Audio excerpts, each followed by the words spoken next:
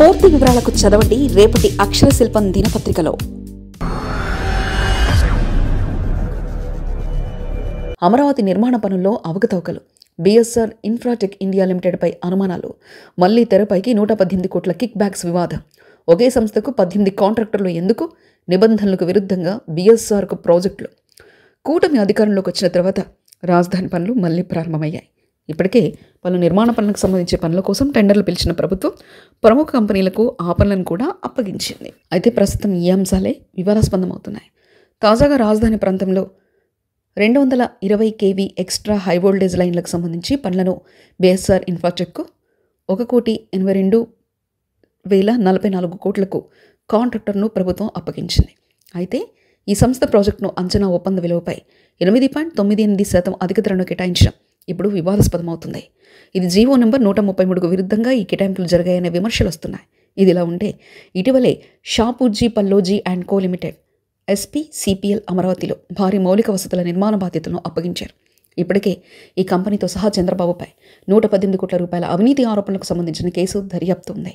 దీంతోపాటు SPCPLను airport authority of India black లిస్టులో పెట్టిన తర్వాత అన్బ్లాక్ చేసింది. ఈ రెండు పరిణామాలు రాష్ట్రంలోని కీలక మౌలిక ప్రాజెక్టుల అమల్లో పారదర్శకత, రాజకీయ పక్షపాతం పట్ల తీవ్రమైన ప్రశ్నలు కలిగిస్తున్నాయి. ఆంధ్రప్రదేశ్ రాజధాని ప్రాంతంలోని నోడ్ 10 నుంచి నోడ్ 13 వరకు 220 kV ఎక్స్ట్రా హై వోల్టేజ్ లైన్లను అండర్ గ్రౌండ్ కేబుల్స్ ద్వారా నిర్మించడానికి 1,082.44 కోట్ల విలువైన ఒప్పందాన్ని బీఎస్ఆర్ ఇన్ఫ్రాటెక్ 8.98% అధిక ధరకు ప్రభుత్వం అప్పగించింది. ఇది 2004లో విడుదల చేసిన జీవో MS నంబర్ 133లో పేర్కొన్న 5% పరిమితి కనే నిబంధనల విరుద్ధం. దీంతోపాటు మరో company M/S PVR construction, M/S K Ramachandrarao transmission and project private limited joint వెంచర్కు 400 kV లైన్ రీరూటింగ్ 8.99 ఎక్సెస్ బిడ్డింగ్తో ప్రభుత్వం కేటాయించింది. CRDA ఆ బిడ్లను ఆమోదించలేదు. మేము కేవలం ఈ ప్రాజెక్టును అవసరమైన నిధులను మాత్రమే మంజూరు చేస్తాం. అధిక ధర బిడ్లు ఏపీ ట్రాన్స్కో ఆమోదించింది. మేము అధిక ధర గమనించిన వెంటనే వివరణ కోరాం. ఏపీ ట్రాన్స్కో తమకు ఆ నిర్ణయం తీసుకునే హక్కు ఉందని చెప్పారు.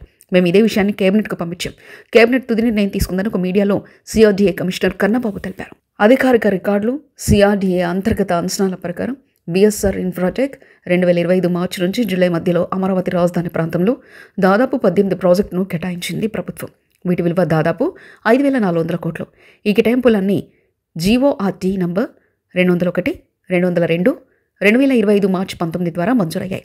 ఇవి ప్రధాన రహదారులు E4, E5, E7, E12, E15, N1, N2, N18, world bank ADB మద్దతుతో లేఅవుట్ అభివృద్ధి, మంత్రులు, న్యాయమూర్తుల కోసం హై ఎండ్ బంగ్లాల నిర్మాణాలకు సంబంధించిన పనులున్నాయి.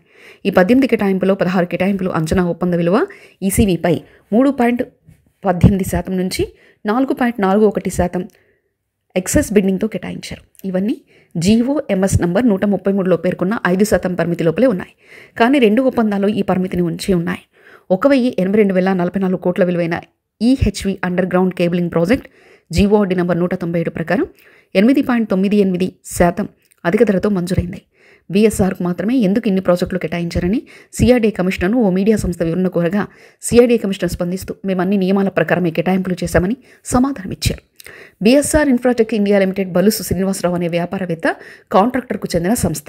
ఈయన ముఖ్యమంత్రి చంద్రబాబుతో గత కొన్ని సంవత్సరాలుగా మంచి రాజకీయ సంబంధాలు కలిగి ఉన్నారు. బీఎస్ఆర్ ఇన్ఫ్రాటెక్ అధికారిక కార్యాలయం బెంగళూరులో ఉంది. అయినప్పటికీ కంపెనీ కార్యకలాపాలన్నీ ఏపీలోనే అధికంగా ఉన్నాయి. అధికారుల రికార్డుల ప్రకారం 851 బ్లాక్ 15వ క్రాస్ శంకర్ నగర్ బెంగళూరు నుంచి 49,99,944ను RTGS బై NEFT ద్వారా 2014 మార్చి 30న బాండ్లను బీఎస్ఆర్ ఇన్ఫ్రాటెక్ ఇండియా ఈ లావాదేవీని రాజకీయ విరాళ సంస్థగా స్పష్టీకరించింది. అయితే 2014లో చంద్రబాబు అధికారంలోకి వచ్చిన తర్వాత ఈ సంస్థకు భారీ ప్రాజెక్టులు కట్టబెట్టారు. ఇప్పుడు కూడా అదే ఆనవాయితీ చంద్రబాబు కొనసాగిస్తున్నారనే విమర్శలు వస్తున్నాయి. బీఎస్ఆర్ తరహాలో ఇటీవల SPCPL అనే సంస్థకు కేటాయించిన 900 కోట్ల విలువైన అమరావతి మౌలిక వసతుల నిర్మాణ పనులకు సంబంధించిన వ్యవహారం కూడా ఇప్పుడు వివాదాస్పదమవుతుంది. చంద్రబాబు నాయుడు తన హయాం 2014-2019 మౌలిక వసతుల ప్రాజెక్టుల కేటాయింపుల విషయంలో అవకతవకలకు పాల్పడ్డారని, దాదాపు 118 కోట్ల మేర కిక్ బ్యాక్ స్వీకరించారనే ఆరోపణలపై ప్రస్తుతం దర్యాప్తు కొనసాగుతుంది. అయితే ఇలాంటి అవినీతి ఆరోపణలు ఎదుర్కొంటున్న సంస్థకే, అందులోనూ చంద్రబాబు కూడా విచారణ ఎదుర్కొంటున్న నేపథ్యంలో మళ్లీ ఈ సంస్థకు 1000 కోట్ల ప్రాజెక్టులు కట్టబెట్టడంపై పలు విమర్శలు వస్తున్నాయి. టీడీపీ హయాంలో SPCPL అమరావతిలో 3 పెద్ద నిర్మాణ పనులను అప్పగించారు. అందులో ఆంధ్రప్రదేశ్ సచివాలయ భవనం 2,890 కోట్లు, శాసనసభ మండలి సముదాయం 1,010 కోట్లు, హైకోర్టు సముదాయం 1,300 కోట్లు. ఈ కేసులో ఆదాయ పన్ను శాఖ 2023 ఆగస్టు 4న చంద్రబాబుకు నోటీసులు కూడా జారీ చేసింది. ఈ కేసుపై ప్రస్తుతం దర్యాప్తు కొనసాగుతుంది. ఇలాంటి ఆరోపణలు ఎదుర్కొంటున్న సంస్థకు మళ్లీ దాదాపు 1000 కోట్ల పన్నులు కేటాయించడంపై పలు అనుమానాలు వ్యక్తమవుతున్నాయి. ఎస్పీసీపీఎల్ను airport authority of India AAI black లిస్టులో పెట్టిన అంశం కూడా ఇప్పుడు ఈ వివాదానికి మరింత అగ్గిని రాజేస్తుంది. AAI north division Leh airport అధికారుల సమాచారం ప్రకారం ఎస్పీసీపీఎల్ను 2024 ఆగస్టు 20న బ్లాక్ లిస్టులో చేర్చారు. ఇది 2022 ఆగస్టు 21 వరకు అమల్లో ఉంది. అయినప్పటికీ ఎస్పీసీపీఎల్ను ఈ బ్లాక్ లిస్ట్ జాబితా నుంచి రాజకీయ ఒత్తిడితో తొలగించినట్లు సమాచారం. ఇది జరిగిన కొద్ది నెలల తర్వాత ఎస్పీసీపీఎల్ అమరావతిలో 514.41 కోట్ల విలువైన నివాస సముదాయ నిర్మాణ ప్రాజెక్టును దక్కించుకుంది.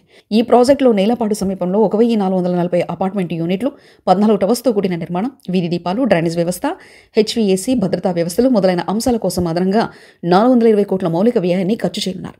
ఈ అంశంపై ఒక మీడియాతో సిఆర్డీఏ కమిషనర్ కన్నబాబు మాట్లాడుతూ, ఐకానిక్ టవర్లను నిర్మించగల సంస్థలు 2 మాత్రమే మనకు అందుబాటులో ఉన్నాయి. ఒకటి ఎల్ఎన్టీ, మరొకటి ఎస్పీసీపీఎల్.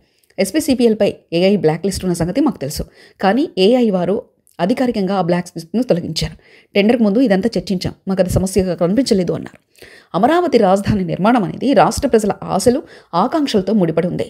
ఇలాంటి కీలక ప్రాజెక్టులో వివాదాలు, అవినీతి ఆరోపణలు చోటు చేసుకోవడం ప్రజల విశ్వాసాన్ని సన్నగినేలా చేస్తుంది. ఈ వ్యవహారాలపై పూర్తి స్థాయి నిష్పక్షపాతంగా ప్రభుత్వం స్పందించాల్సి ఉంది.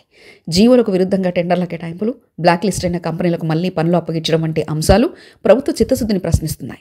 గతంలో వచ్చిన ఆరోపణలకు సమాధానం చెప్పకుండానే అదే పందాలో ముందుకు వెళ్లడం ప్రజాధనాన్ని దుర్వినియోగం చేయడమే అవుతుందనే చర్చకు దారితీస్తుంది.